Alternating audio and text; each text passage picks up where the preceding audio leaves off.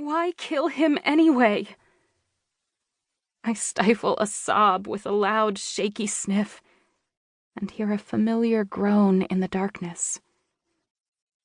It's at that exact moment I know we are screwed. There is no way both of us are making it out of this alive. Henry? Reagan. Henry's relief is palpable. Are you okay?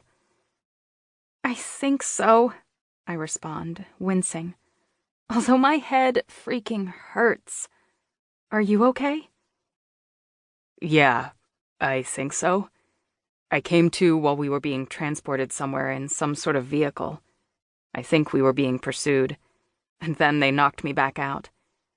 I take it that was a drifter ambush back there? He asks, then pauses a moment to release a frustrated sigh. Okay, stupid question. Of course it was. But what did I miss? The last thing I remember is the crash. I spend the next few minutes filling him in on the crash and what happened while he was still unconscious. I can't help but start crying when I get to the part when the drifter shot and killed my beloved guard. I'm trying not to be loud, not knowing where we are. But I know, I just know, Sarge is gone. And that pain is way worse than any pain I am already in. Reagan, he says gently. I am so sorry. I wish I would have been awake and could have helped you. Or him. I try to sniff away my runny nose since I can't wipe it, and we both sit there in silence, absorbing the seriousness of this situation. Why would they take both Henry and me? What is their end goal here? I feel overwhelmed and on the verge of a panic attack. This situation is utterly hopeless. I can't move or see anything, which does nothing to ease my anxiety. Listen to me, Henry finally says. Sarge wouldn't have wanted us to give up, and he certainly wouldn't have wanted you to blame yourself. You and I both know Lincoln is going to move heaven and earth to find you. All we have to do is wait this out and stall. If Lincoln is alive, I offer on a shuddering breath.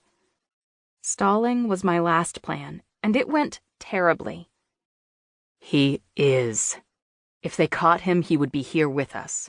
So he's alive, and he's coming for you.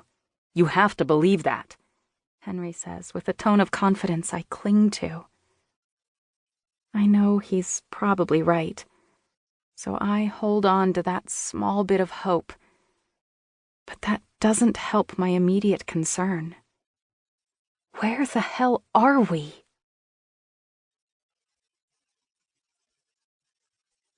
Time ticks by while we sit there in total blackness. I'm not sure if it's been minutes or hours, but I begin to feel even more of the weight of how helpless this situation is.